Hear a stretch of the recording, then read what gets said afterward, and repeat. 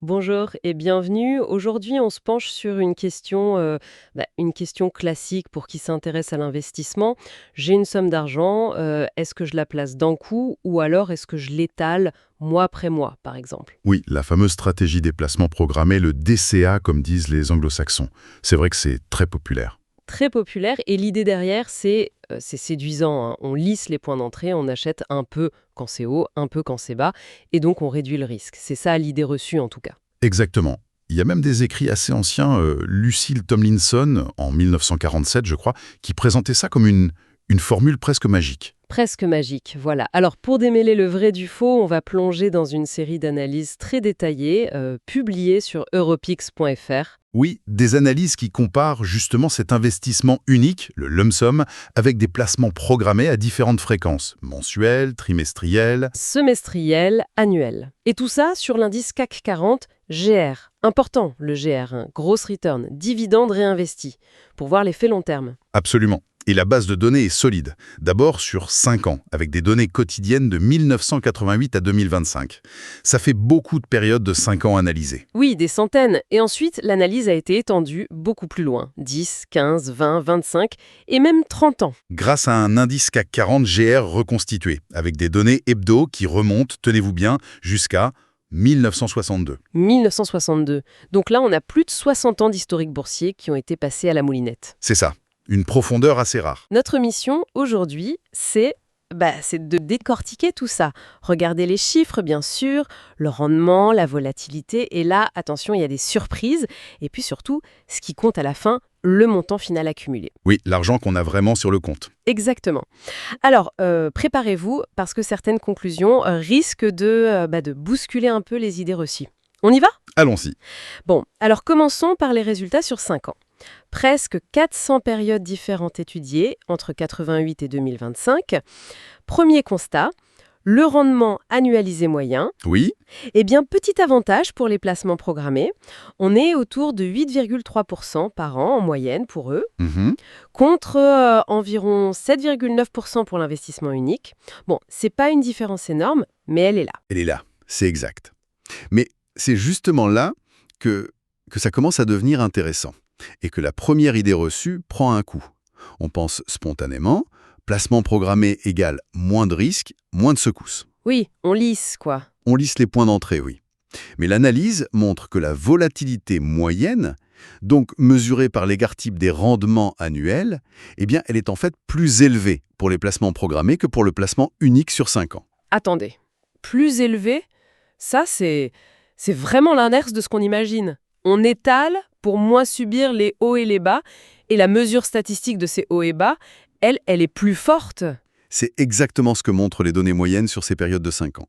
Pour le placement unique, l'écart type est de 8,18%. D'accord. Pour les placements programmés, ça va de 9,92%. Pour les versements mensuels, donc les plus fréquents, Mhm. à 9,31% pour les versements annuels. Donc on voit bien deux choses. Premier, même le moins volatile des programmés, l'annuel, reste plus volatile en moyenne que l'unique. D'accord. Et secondo, plus on fractionne les versements, mensuels versus annuels, plus la volatilité moyenne augmente. Ah oui, quand même. Donc, moins on verse souvent en programmé, moins c'est volatile, mais ça reste plus volatile que de tout mettre d'un coup. En moyenne, sur 5 ans, oui. Et ce n'est pas juste une moyenne qui cache tout. L'étude a regardé spécifiquement les périodes de crise. Les moments chauds, ouais. Voilà, les pics de volatilité. 98, 2002, la crise de 2008-2009, celle de 2011-2012, le Covid en 2020. Eh bien, très souvent, pendant ces périodes de tension, la volatilité calculée pour les stratégies programmées dépassait celle du placement unique. Donc, l'idée que ça lisse automatiquement la volatilité, elle est sérieusement mise à mal par l'historique, là. Disons qu'elle est nuancée. Ouais. Très nuancée. Ok, première surprise encaissée. Et si on allonge la durée sur 10, 20, 30 ans, avec les données depuis 1962, est-ce que cette tendance sur la volatilité, elle continue? Alors oui, la tendance se confirme. C'est même implacable. Pour les rendements annualisés moyens, l'écart entre programmé et unique se réduit avec le temps. Il se rapproche. Oui, ils convergent. À 30 ans, ils sont quasiment identiques, autour de 10,33% par an en moyenne historique. D'accord, donc sur le très long terme, le rendement moyen est le même. Voilà. Mais pour la volatilité, là, le résultat est constant. Elle reste systématiquement plus élevée pour les placements programmés, quelle que soit la durée, de 5 à 30 ans, et quelle que soit la fréquence des versements. Systématiquement. D'accord, c'est noté. Mais il y a quand même une bonne nouvelle dans tout ça, j'imagine. Investir plus longtemps, ça réduit le risque global pour les deux méthodes. Ah oui, absolument. Ça, c'est un des enseignements forts et plutôt rassurants de cette analyse long terme. La volatilité, le risque de fortes variations, diminue très nettement quand l'horizon s'allonge. Pour les deux approches. Oui, pour les deux approches. Le temps, c'est vraiment un facteur qui calme le jeu, qui atténue le risque de fluctuation. Et ça va jusqu'où, cette atténuation? Est-ce qu'on atteint un point où on ne perd plus d'argent historiquement parlant? C'est l'autre découverte majeure de l'analyse historique depuis 1962 sur le CAC 40 GR. Sur toutes les périodes glissantes de 20 ans ou plus qui ont été étudiées, Oui. aucune n'a montré une perte en capital nominal. Autrement dit, qu'on ait investi en une fois ou en programmé, il a fallu historiquement 20 ans pour être sûr de récupérer au moins sa mise sur cet indice. Ah, ça c'est intéressant. Une sorte de seuil de sécurité temporelle, si on veut. On peut voir ça comme ça. Attention, l'histoire ne garantit jamais l'avenir, mais c'est une observation très forte sur plus de 60 ans. Ok, donc on retient plus de volatilité moyenne pour les programmés, mais un risque de perte qui diminue avec le temps, pour les deux, et qui disparaît historiquement après 20 ans. Mais alors, si les rendements annualisés sont proches, voire un peu meilleurs pour les programmés, et qu'ils semblent sécurisés par le temps, pourquoi ne pas toujours faire du programmé? C'est là, je crois, que ça devient vraiment intéressant. Le fameux paradoxe. Exactement. On arrive au cœur du sujet. Le point crucial qui ressort de tout ça. Malgré ces rendements annualisés moyens souvent un peu meilleurs sur le papier, Oui. les placements programmés génèrent de façon quasi systématique sur l'historique étudié des montants finaux inférieurs à ceux obtenus avec un placement unique. Et ce, pour le même capital total investi sur la période. Alors là, attendez. Pour être sûr de bien comprendre, on peut avoir un meilleur pourcentage annuel moyen, mais moins d'euros à la fin? Comment c'est possible ça? Ça semble défier la logique, non? La clé, c'est la durée pendant laquelle l'argent travaille vraiment. Quand on investit, disons, 100 000 euros d'un coup, Oui. ces 100 000 euros sont sur le marché dès le premier jour et ils y restent pendant toute la durée. Ils profitent, ou ils subissent d'ailleurs, l'effet des intérêts composés sur la totalité de la somme pendant toute la période. Premier versement de 1 000 euros travaille pendant les 100 mois. Le deuxième, il ne travaille que 99 mois. Le troisième, 98 mois. Et ainsi de suite. Le tout dernier versement, lui, il n'a qu'un seul mois pour fructifier. Ah oui, vu comme ça. Le capital moyen qui est réellement investi et qui travaille sur la durée est beaucoup plus faible. Voilà, c'est exactement ça. Le capital moyen exposé au marché est bien moindre dans le cas du programmé. Donc même si le rendement annualisé calculé est parfois un peu meilleur, il s'applique sur une base moyenne plus faible et sur des durées plus courtes pour une grande partie du capital. D'accord, l'explication est mathématique en fait. Et concrètement, avec des chiffres, ça donne quoi cet écart, si on reprend l'exemple des 60 000 euros investis sur 5 ans? Alors, sur 5 ans, Ouais. l'investissement unique, avec son rendement moyen de 7,93%, il donne un capital final moyen de 87 870 euros. Ok, 87 870 euros. Les placements programmés, eux, malgré leur rendement moyen un peu au-dessus de 8%, ils arrivent à un capital final moyen qui va de 74 012 euros pour le mensuel 74 012 euros. à 76 638 euros pour l'annuel. Donc un écart de... Oula, oui. De 11 000 à presque 14 000 euros en moins pour les programmés, en moyenne. Sur 5 ans seulement, et pour 60 000 euros investis, c'est énorme. C'est loin d'être anodin, effectivement. Ça représente une part non négligeable du gain potentiel qui n'est pas capté. Waouh! Quasiment 20% de moins en capital final en moyenne, alors que leur rendement affiché était meilleur. Ça change complètement la façon de voir ce qui est une bonne performance.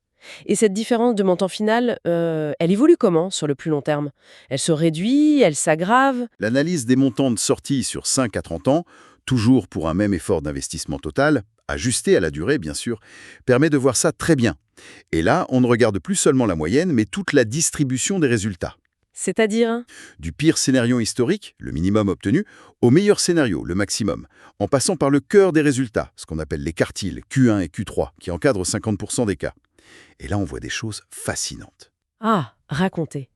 Commençons par le bas, les pires scénarios. Est-ce que le programmé protège mieux dans les mauvais moments? Alors, sur les durées courtes et moyennes, disons 5 à 15 ans, les montants minimums obtenus sont en fait très proches entre toutes les stratégies. L'étalement n'offre pas une protection significativement meilleure que l'unique dans les pires conditions de marché sur ces horizons. D'accord. Donc pas de miracle de ce côté-là. Pas vraiment. À 20 ans, on retrouve ce qu'on disait. Les minimums convergent tous juste au-dessus du capital initial investi, ce qui confirme notre seuil historique de non-perte. Mhm. Mais c'est après, sur 20-25 ans et au-delà, que ça devient spectaculaire. Le plancher de l'investissement unique, le pire scénario pour lui, se met à dépasser très nettement celui des placements programmés. Ah bon? Oui. Sur 30 ans, par exemple, l'étude montre que le pire résultat historique pour l'investissement unique est plus du double du pire résultat pour un placement programmé mensuel. Un exemple donné, 324 000 € contre 139 000 € pour un certain montant total investi sur 30 ans. Plus du double, même dans le pire des cas? Donc, l'exposition longue durée de tout le capital finit par faire une différence énorme, même quand ça se passe mal. C'est ce que ces données historiques suggèrent fortement. L'effet du temps sur la totalité du capital domine. Impressionnant. Et si on regarde à l'autre bout, les meilleurs scénarios, les jackpots? Alors là, l'écart devient abyssal. Le potentiel de gain maximal avec l'investissement unique explose littéralement par rapport au programmé. L'étude donne un chiffre pour 30 ans. Le meilleur scénario pour l'unique atteint 4,2 millions d'euros. 4 millions? Ouais. Contre seulement, si j'ose dire, 1,4 million pour le meilleur placement programmé annuel. C'est plus que 3 fois moins pour le programmer. Exactement.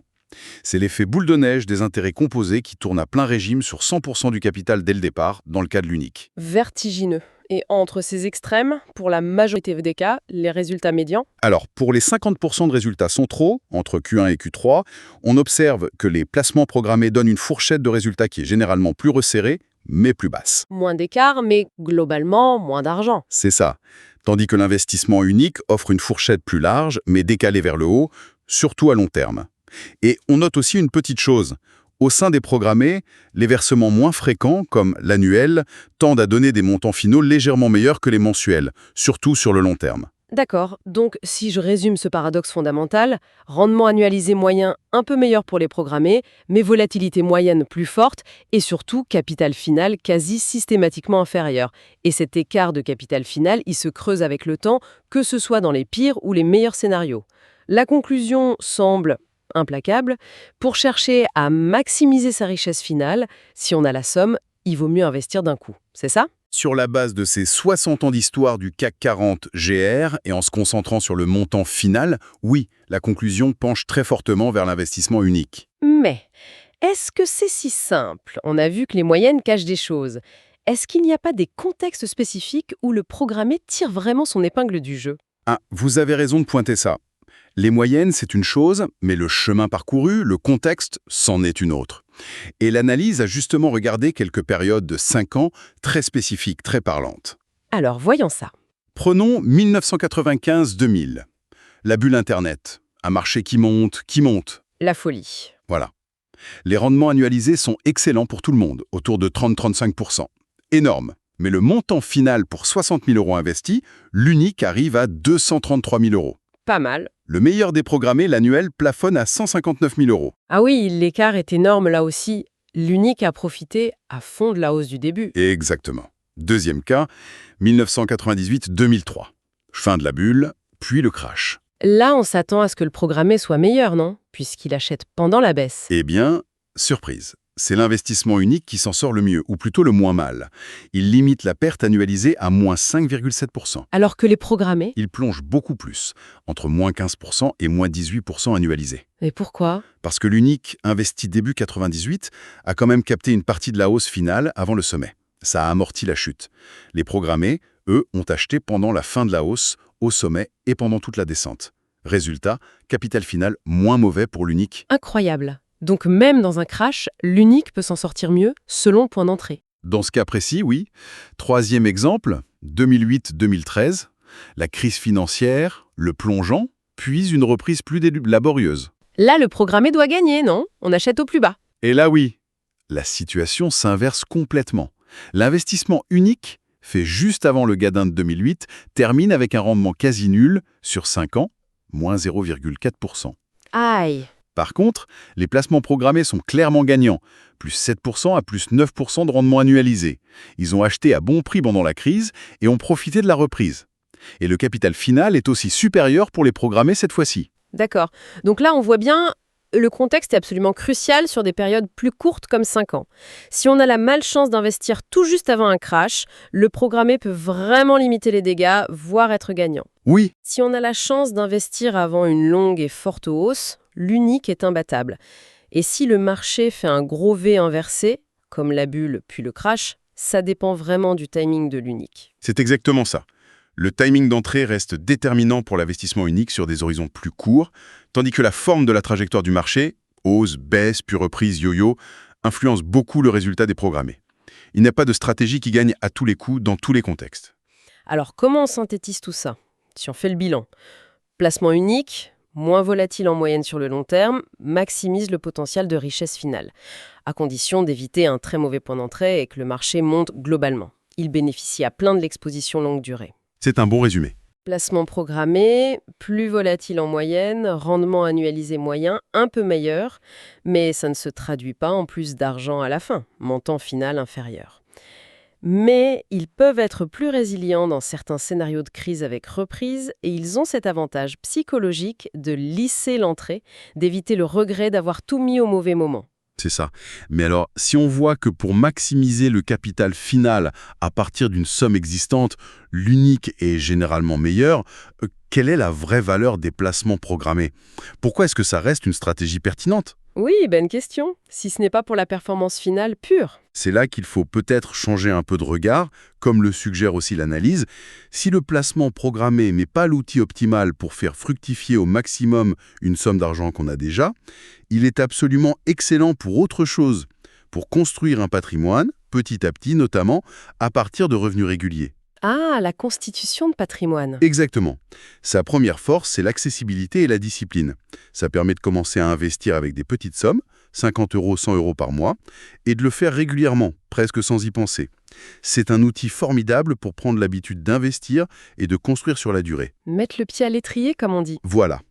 L'étude donnait un exemple assez parlant, avec seulement 167 euros par mois, pas une somme folle, investi pendant 30 ans sur le CAC 40 GR. Oui. Eh bien, historiquement, l'épargnant aurait fini avec un capital compris entre 139 000 euros, dans le quart des cas les moins chanceux, et 1,3 million d'euros dans le quart des cas les plus chanceux, avec une médiane autour de 350 000, 400 000 euros. Ah oui, c'est considérable. Construit juste avec la régularité et le temps, à partir d'un effort mensuel limité. Vu comme ça, effectivement, c'est un outil de construction de patrimoine très puissant pour ceux qui n'ont pas la somme de départ. Tout à fait.